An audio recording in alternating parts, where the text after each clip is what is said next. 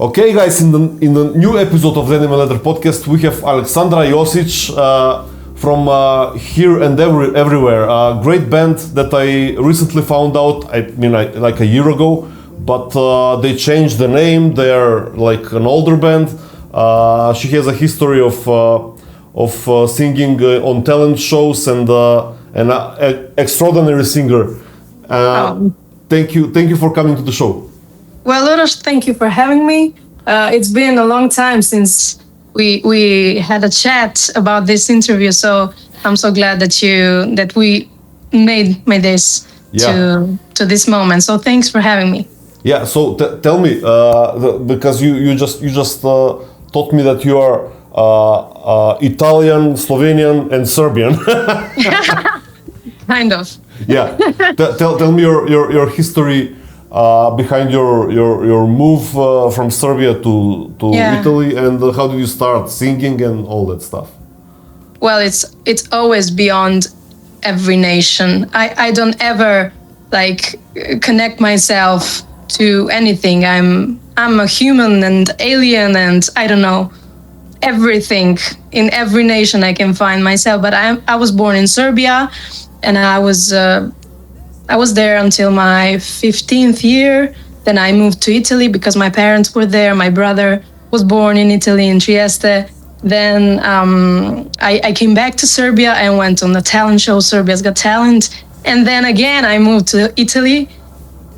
Then I met my band in 2015, KiNG FOO.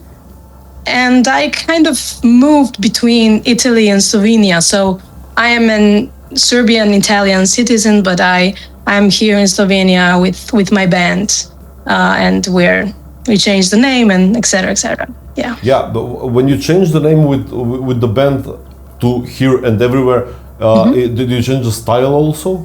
Vision. So we were playing lots of covers. We were playing in Slovenia language. Our first album, Galaxia, was like half in English and half in Slovenia language. So it was like, I didn't know who I was at that time, but I was in the band, and I was like, I always wanted to have a band, and rock as well. Always wanted to have a band. I always wanted to be a rock band or something big, something life-changing, the music that is so deep and something that you can say about your life, to speak with your soul, And then life happens in between, and some hard experiences are in between. So the music was consequentially changed with the life, in between. And from the very beginning, I never liked the name KiNG FOO, to be honest. And I was bragging about it to the band. I was like, it's very funny name. I wanted something spacious, something big, something that you can evolve. I didn't want to be just one genre. I wanted to evolve inside of that. I wanted to be something legendary, something so obvious, but so deep that you can be anything inside of that. So I couldn't change the name because I was the only one wanting it. But over the time, slowly but surely, I got to the point. And you won. Yes, I won. So it was last year that rock fell at 2, because really our music changed. As you said, our music changed, our vision changed, and it was just the right time to evolve. I can sense now in this your new music. I can sense a lot of styles like psychedelic things, like screamo, and like hardcore things, like metal, like rock, like everything combined perfectly. I don't even know, because we're very different people, Rok and me. He's the main composer. He composes everything, but he's not I always say, he's not jamming around the songs to find the songs. He just puts the blank paper in front of him and asks, tell me, I don't know, where are you, the guides or something, tell me what do you have to tell me? I'm here to listen. And he like channels this music in 5 minutes. He has these lyrics and he just knows what instruments to play in that right moment. And like 5 or 6 in the morning, I received the song. And these songs were made in this period of time, like from 2020, like very different and hard situations in life. And he was alone in his studio every single day. I didn't know if he's going to survive, because he was like very in the pain, alone with the music, channeling every single day this amazing music. So then we were like listening to this together, and I was always, oh, I love this and I love this. And then we added these details of my voice, because I could feel this pain and singing through this. And he grew up with the music of classical music, Prokofiev and Tchaikovsky, and then when rock like Toto and maybe some, I don't know, he was like fusion guy and played with Gino Vanelli, and he loves every style of music. And I brought the other side, maybe some blues or some gypsy side of me, and all of that combined, it's cannot be one genre, it's not just rock. We have the spices of everything. It can be felt through your performance. I'm not saying only singing, but playing, but performance, because you're performative on the stage. Maybe not the whole band, but you are. You're charismatic on the stage. You have a presence on the stage that it cannot be faked. So thank you. So also the voice is something else. It's like on another level. Thank you. and I heard that you did the Led Zeppelin cover, and it's amazing that you do live. Oh, I love Led Zeppelin. We all love Led Zeppelin. We were inspired by them, because 70s were another time when people are really open with their minds, and they were not putting music into one box. They were really crazy, and I really love this. And I really want to do this with our music. I don't really care what people think. I want to be the first audience who is going to like this, even though the radio stations and the, music industry wants this or that. I don't care. I don't care. I want to do what I want to do. And if I need to find one person, or I don't know how many people, it's going to be okay. And we have like a couple of loyal fans that are really with us from the very first beginning. And they really, truly feel this music on a deep, deep level. So that's why we create and live. Yeah. So you have you recently traveled to UK quite a bit. So what's your deal with your band and UK? You have signed to some label there or something? You have album release soon, right? Yes. Well, with the UK, it's that we always wanted to, the source of all music we love and appreciate, it's of course the world, but mostly it's UK and the UK bands that we were really inspired from. So UK, it's like, it's not a target, it's like home. When we go to UK and London, we feel like we are home. It's unexplainable even when we walk on the street. So we started going there like a couple of years ago, and we had some recordings at Abbey Road Studios, but that thing led to another when we met Andrew Sheps, which is now on our album. It's mixing our whole album, and he's our magician, how we will call him. So Andrew Sheps was like, I don't know, one of the best producers in the world, and he has this sound that up-levels the compositions that we have. So I'm really happy with all of what we're doing now. So I expect like our album to be out like in a couple of months. So let's see. And UK stays for us with all of the gigs. We have beautiful people that are supporting us, from Radio Wigwam, from Rock Radio UK. We have amazing people there. So our connection is big in the UK, yeah. And I hope we were like moving there soon. Yeah, so you probably gonna be based there and tour Europe and maybe the world. The world. Let's say the world. Yeah. Let's be concrete. So tell me about the new single you just released. It's from the upcoming album, right? Yes, the Embrace one. Yeah. Well, this song is so. Maybe you saw our description. There was like made in 2020. Yeah, 2020, and we were trying this song for many years, but we were never happy with it. But over the time, it grew with all of the parts, and now that we had Andrew Sheps on it with his sound, it's like we said, this is the time. Even though we're releasing it independently, you ask if we have some label, we're independent fully. Even though I have a target label that I'm obsessed with, but I don't know. I'm still hopeful.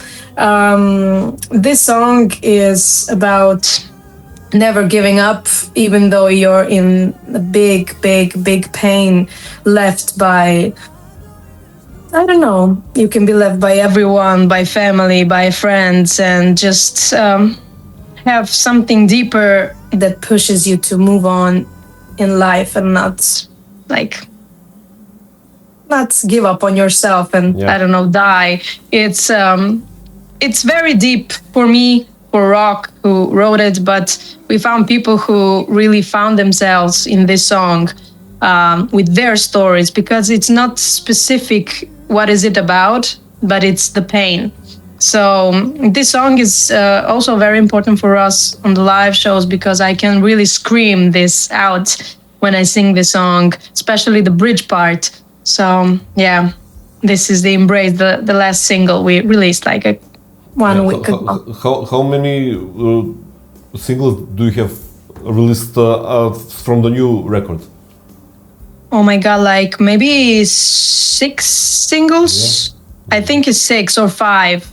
6 or 5, but it's very hard because we have, Rok wrote like 200 songs in 2 years, and we have lots of things. So we're releasing as we feel. Yeah. Yes, I know in this music industry you need to be strategic and just like plan everything 1 year ahead or 6 months ahead to have everything, but we are going with the feeling that sometimes do not go into this plan we had. So we released many of the singles that is going to be on the next album. So we have a mix of everything. You can listen on Spotify, on YouTube. We put everything online. So yeah.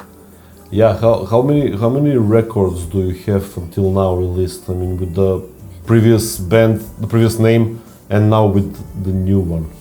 Well, with KiNG FOO, we released just one, Galaxia. And as I said, it was half in Slovenian and half in English. And a totally different sound. It was like a funk rock pop record. And now we haven't released any albums because last year we changed the name and we were going just with the singles. We changed the name one day before we were on stage with Bryan Adams. And that was the feeling. I had the feeling we need to change the name now, and I went with it because I follow my instincts. So and you played with the new name with Bryan Adams, right? Yes, even though all the marketing was with the previous name, I just pushed it to the limit. Okay, please, let's do this and let's do this, and we did it. Yeah. And you got up on stage, and we're this here and everywhere, and he never knew we were KiNG FOO. He never knew, so he met us with a new name. So it was just poof. Wow, incredible! So you played with some legends. You played with him. You played with Alice Cooper, right? With Hollywood. Yeah, with Vampires. Hollywood Vampires. Yeah. Yeah, that's an incredible band. Yeah. And also I remember that you played last year. I wanted to go to Scorpions, but I didn't make it. So how was that feeling? Oh, the biggest experience, the best experience of my life. Sometimes, in this music craziness we live as musicians, you never know what to expect, because we left our jobs, we left everything to do just this 24/7. Yeah. We live for this band. When we wake up, we do everything until we go to the bed late at night. So this band is everything to us, and also music. Okay, if we do another project, but we live for music. And Rok always says, I don't want to wake up 80-year-old man and say, oh, fuck. Can you curse on this podcast? Yeah. Okay. Yeah. Oh, fuck. What have I done with my life? I wanted to do music. I wanted to do all of this, but I fucked up. I went to do something just for money. So he doesn't want to do this. I don't want to do this. So we're doing this. Yeah. And sometimes you never know, because nothing is guaranteed. And you have ups and downs, and days that are great and days that are just, oh my God, what I'm doing wrong. And on a Scorpions concert, there were some troubles, because we didn't know if we were going to play, because some electricity went off half an hour before we went on stage, and life happens in between. You need to go with it. And we have our set list for 1 hour, but they cut the set list in half, and they said, you have 30 minutes. And we, oh my God, what songs? Every song is so important, and blah, blah, blah. And okay, that was the least of all of that. But when I went to the stage, our first 10 seconds, oh my God, all of the people were with me, I had like 10,000 people, I don't know, maybe less, more, I don't know, in front of me, not knowing our music, not knowing anything about us, and so engaged, so hyped up. And I was singing to them our music that we adore. Oh my God. And I said, okay, this is what I really want to do in life. There is no doubt. And I said to myself on that concert, in that time, maybe in the middle of concert, don't you ever doubt yourself. This is what you're living for. Yeah. Don't forget this. You came from the small place called Kučevo in Serbia to this stage with your hands, working your ass off with Rok. Don't forget ever that you can do this. Just keep on going. So it was amazing. We played like more than half of our songs unreleased, and the released ones, they didn't even know that. Why would they? So they were with us the whole time, the beginning till the end. Amazing audience, fiery audience, juicy audience. I loved every moment of that. The sound was incredible. We had our sound guy with us, Luka. We had our amazing guys and Tanya. So it was incredible. Yeah. Amazing. Good to hear that. I wanna see some pro footage from you live. In the future, maybe. Yeah. We had. I think we have on YouTube something like maybe 10 minutes of behind the scenes with Scorpions, but next time I think we were going full on with a whole group of directors to film this properly. Yeah. I know how it is. I did play with my band for almost 25 years now, and we did have some. I'm a drummer, and we did have. I'm a drummer. Yeah, and we did have some highlights, like we played with Whitesnake and with Judas Priest. You told me, yeah, and it was like it was incredible, like just like that, It was yeah. So tell me now, something about this project that you are doing now, She Rocks. What's about that? How is it happening? It's Ljubljana, right? Yeah, it's in Ljubljana. Well, it's a very interesting project because it was never made. We were like searching for this, but it was never made before, with 12 female singers on stage, you know, kind of singing rock music. But it's not just, it's rock music, but it's mainly the rock inside of you that is just, every singer is like one of a kind, authentic character that is going to bring something on stage. So we were playing a festival in Slovenia called Castle, and after the show we were in a backstage, and a girl called Maya, there is organizer of this project, came and she asked, okay, you know, I have this idea of bringing many female singers into one big project. Are you in? Because when I saw your performance right now, it was like, wow, just I want to have you there. So we were like, yeah, of course. But we were never like taking her seriously, because, you know, people really talk a lot. We met many people in life that like just talk and nothing goes from there, you know, just ideas and ideas. And you really have to have like courage, balls, and to put something to the finish. So we started talking last year, maybe November or before that, I don't remember. So it was like growing slowly. We started with just the band, and then Rok, who is like a music producer of the concert, he like told us, okay, let's do it with a symphony orchestra, because it's going to be even bigger and juicier and better, and something that really never has done before. So we're like 12 singers, amazing singers. They're more or less like rock and pop, and some of them are like soul singers, but it's going to be every singer is going to have a spotlight with some songs, original or cover. We're going to sing together. It's going to be amazing because we have a badass rock band and symphony orchestra. So it's going to be 2 hours or more of a big show this Saturday. Also, it's in a few days. Okay, yeah. Yeah, and I'm going to sing Whitesnake. It's one of the songs. I'm going to sing Still of the Night. So it's going to be... Whoa. Yeah. Oh, you're gonna crush those high pitch vocals. Yeah, I love them. I can't wait for that part. Yeah. I can envision you play singing Coverdale or even maybe Sebastian Bach, you know, in Skid Row.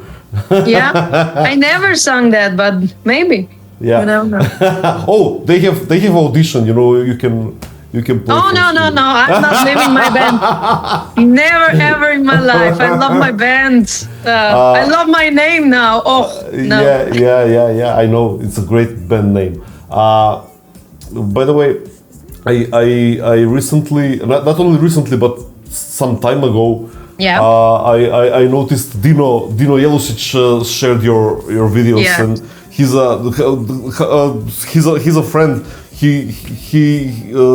I met him a few times, you know, on backstage in some shows. I love that a great vocal talent shares another great vocal talent, you know. He's amazing. We met him last year in Serbia. We went on Gino Vanelli's concert. I don't know if you know Gino Vanelli, because I'm new to him as well. Rok worked with him and produced his album, and they were collaborating on Rok's album.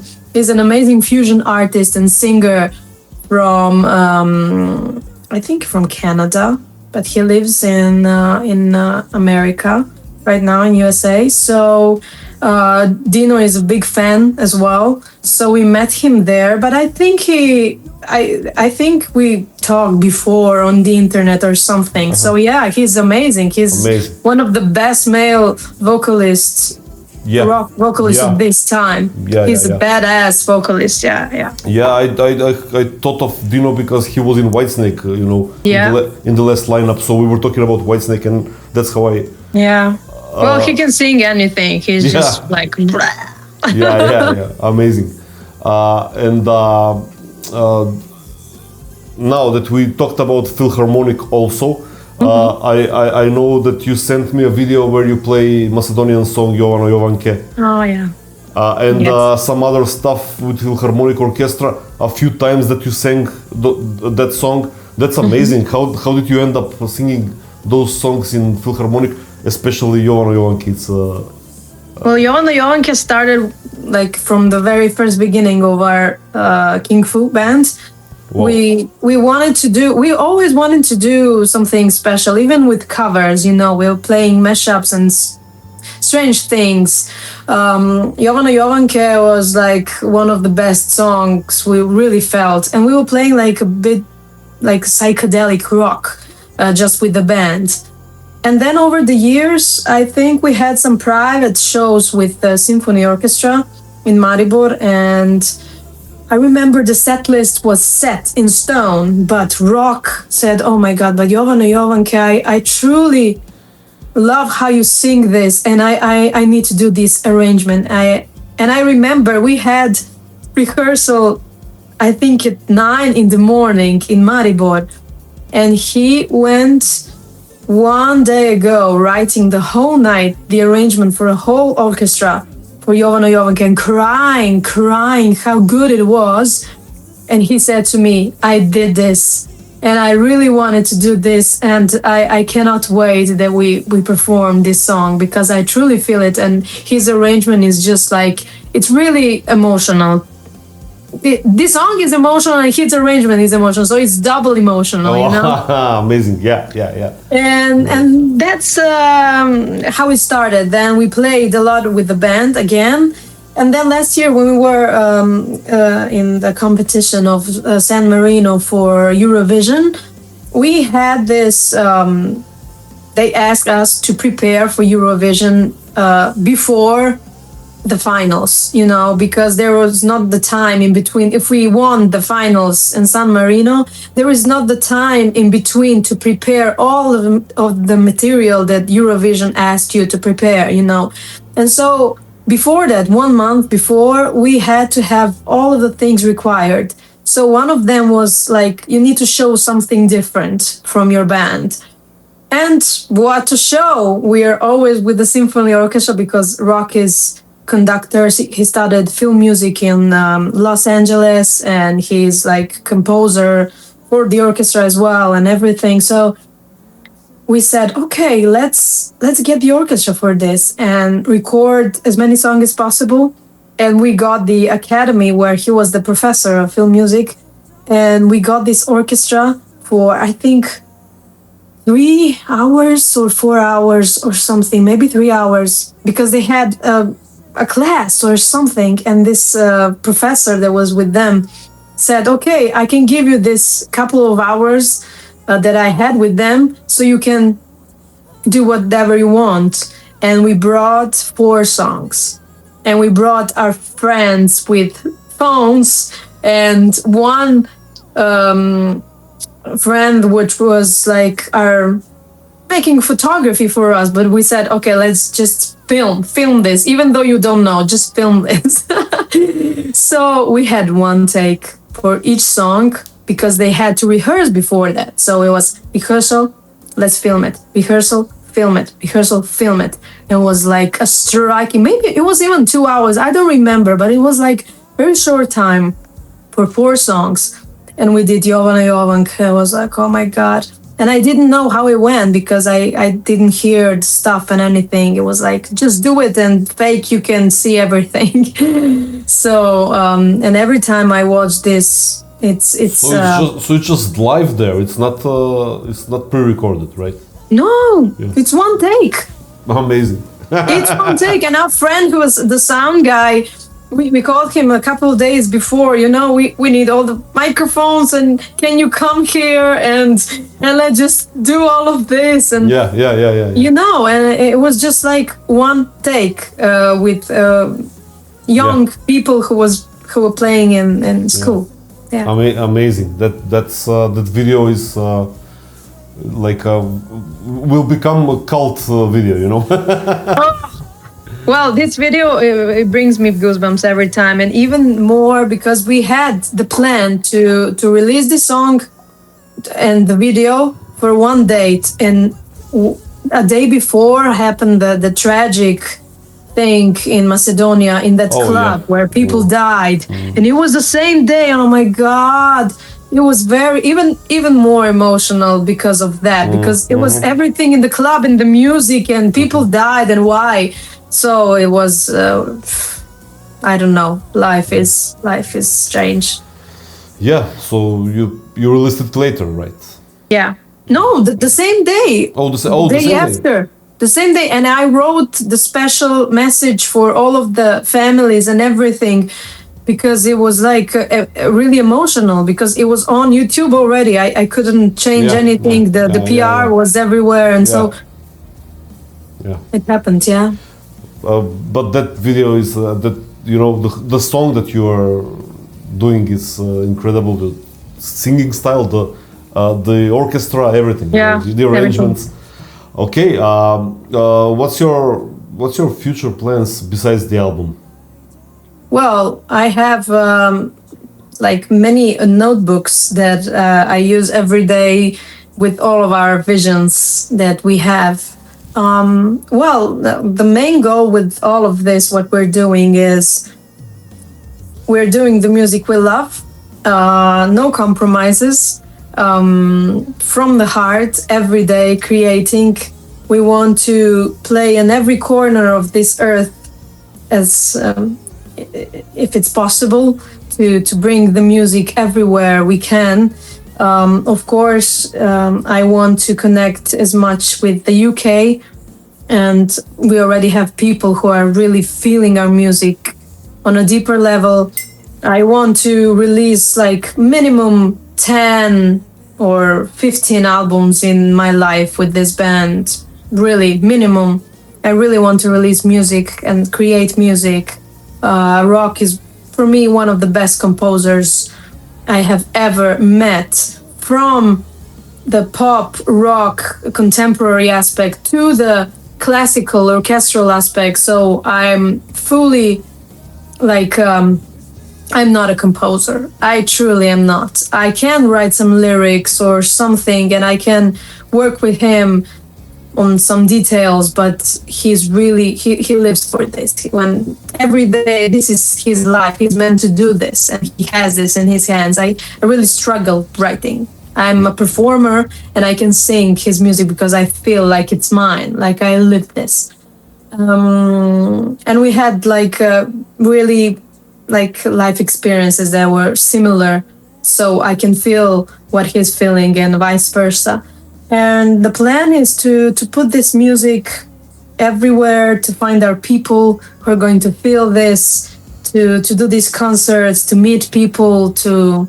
I know I'm idealistic maybe, or super happy about this, and I know this music industry is sometimes even scary nowadays. You know, it's fucking creepy now what you see with people, what they're doing in the USA. Yeah. But I want to stay in my world and find my world, because I feel there are people who can feel this.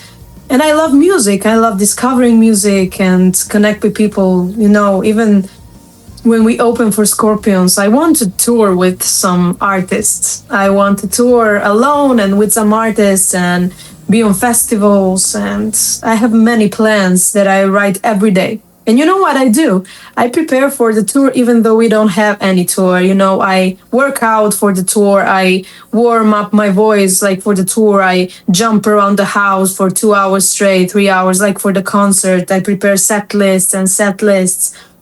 It's something that I see, it's already there, but I need to connect it's gonna happen. It's gonna happen. It's gonna happen for sure. Thank you for this great interview and for being a great guest, and we'll do it again with something, you know, when you have something special again, you know, like tour or like another album. Yeah, of course. Well, thank you for having me. It was great chatting with you. great interview, and we're gonna do another time. And welcome.